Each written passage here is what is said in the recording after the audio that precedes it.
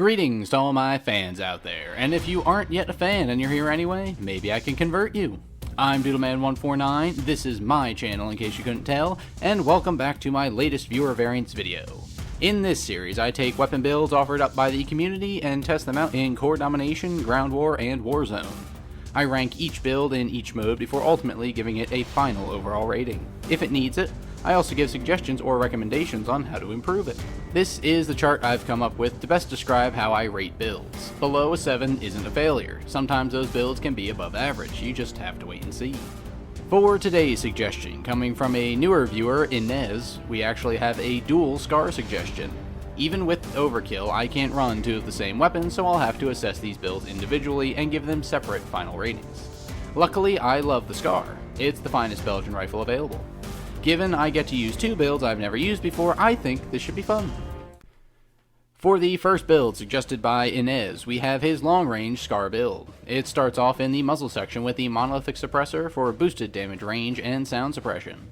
The 20-inch long barrel is next used for even further boosted range and boosted recoil control at the cost of ADS speed and movement speed.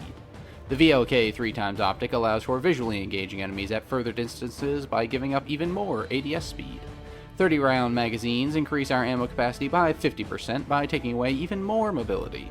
And lastly, the bipod foregrip reduces vertical recoil while standing, more when crouching, and much more when prone. This longer range Scar is extremely slow.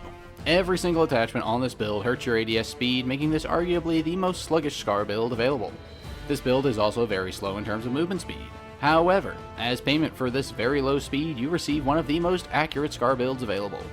The long barrel, VLK optic, and bipod foregrip all drive down a vertical recoil to ridiculous lows. If you're prone, this build is crazy accurate thanks to that unique foregrip. The VLK helps you reach out and smack your foes more effectively, and the long barrel, paired with the monolithic suppressor, maximizes our range and bullet velocity. When I pushed with this weapon, I did alright because of my personal perk set.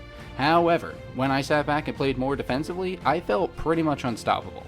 The laser accuracy of this Scar combined with the 30-round magazines, it means you can effectively hold an objective against an entire team if you're properly positioned. For Core Domination, Enes's long-range Scar gets itself an 8 out of 10. For Ground War, I was fully expecting this build to be great. Speed is less of a focus here, and the supreme accuracy of this build makes getting kills at basically every range very easy. The VLK optic really comes into play here, as that 3x zoom is really helpful when you're looking to reach out and fight enemies at a little further distances. The 30-round magazines are great, as more enemies means more bullets are needed. The bipod foregrip comes in handy here when crouching in a window, but out in the open, I never took the time to crouch or go prone, because this build seems very accurate even while standing. While it isn't super necessary, the monolithic suppressor helps you go on flanks with your squad without alerting the enemy to your position. Basically, this build is ideal for Ground War. For Ground War, this FN Scar 17 build earns itself a 9 out of 10. After the recent-ish buffs to the Scar in Warzone, this long-range Scar build can do some serious damage if you play to its strengths properly. At medium to longer ranges, so long as you're hitting those upper torso or headshots, this build will absolutely melt your opposition, regardless of how much armor they have. The 30-round magazines are again great here, as if you miss a few shots, at least you don't have to reload at the worst possible time. This is quite possibly the best Scar build for Warzone. It's supremely accurate, has plenty of ammo, and is suppressed. It's quite slow, so moving in the open isn't really recommended, but if you play more conservatively, this Scar build will not let you down. This FN Scar 17 racks up a 9 out of 10 for Warzone and Plunder. When he wants to take his Scar up close, Enes switches to this build. We start off with the monolithic suppressor again for all the same benefits as before. We next use a tac laser for boosted ADS speed and stability. The XRK Obelisk Pro stock boosts our aiming stability while reducing our strafe speed. The 30-round magazines make an appearance again for that boost to ammo at the cost of mobility, and we end up again with the bipod foregrip for reduced vertical recoil while standing, more when crouching, and even more when prone. When compared to its long-range counterpart, this up-close Scar build Enes offers is probably a better bet. You don't have the ADS loss from the long barrel or the VLK optic, so you can more easily snap onto targets. The Obelisk stock slows your strafe speed a bit while boosting aiming stability, so while this sounds bad, I can say the slower strafe speed has helped me to not over-strafe a few times, so that I was more easily able to stay on target. Overall, this build is faster than the previous Scar and is still very accurate thanks to that unique bipod foregrip. For core domination, Enes's close range scar gets itself a 9 out of 10. I was slightly concerned that the lack of an optic and long barrel would make this scar less viable in ground war. To a degree, this is a fact. However, I was able to tap fire at snipers with this build and get a good number of fairly easy kills. Up close, this build is still very good, although you'll probably lose against enemies using SMG secondaries when pushing a building. Your best bet with this build is to go on a flank and fight at medium ranges. Stretching this out too far may leave you wanting.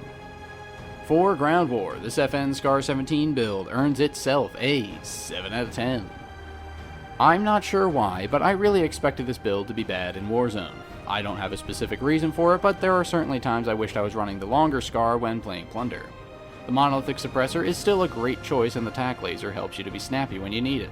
The stock doesn't help here too much. There were definitely times I wished I was moving faster while returning fire, but I was also challenging people well beyond this build's effective range, so that's probably on me. The 30-round magazines are, again, a great choice when fighting full squads. The bipod foregrip wasn't as handy here, except for the odd case where I needed to dip inside a storage container in Storage Town when I was being pushed and went prone. That's just being cheesy though, so that could be done with any weapon really. Despite all I've said, I did still have fun running this build, it's just not ideal. This FN Scar 17 racks up a 7 out of 10 for Warzone and Plunder.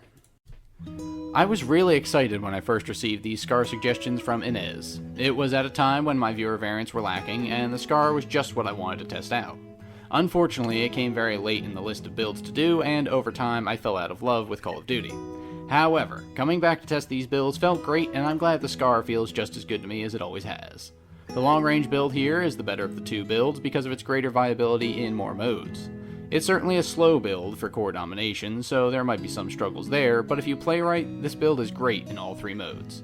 Typically, I don't mind an iron-sighted Scar, but the close-range build felt like it left a little bit to be desired at range. It's still a great build overall, don't get me wrong, but I would avoid using this at further ranges, just as Enes does. For a final rating, Enes's long-range Scar gets itself a 9 out of 10, and Enes's close-range Scar gets itself an 8 out of 10. I really appreciate everyone's patience when it comes to these viewer variants. It takes me some time to get everything together for these, and there's more going on in my life than just YouTube, especially since it isn't my job, at least not yet.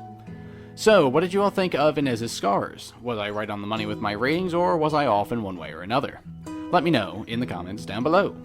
So hopefully you are all having a great day. I really, truly appreciate all your time and attention, and for those of you who are still here listening, I wish you all an especially great day. I've been your host, Doodleman149, and until next time, I will see you later.